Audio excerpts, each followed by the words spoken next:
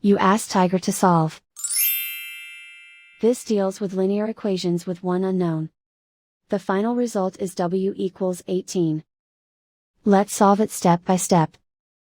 Simplify the expression. Expand the parentheses. Simplify the arithmetic. Group all constants on the right side of the equation. Add 64 to both sides. Simplify the arithmetic.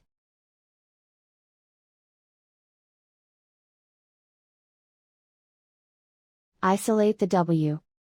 Divide both sides by 4. Simplify the fraction. Find the greatest common factor of the numerator and denominator.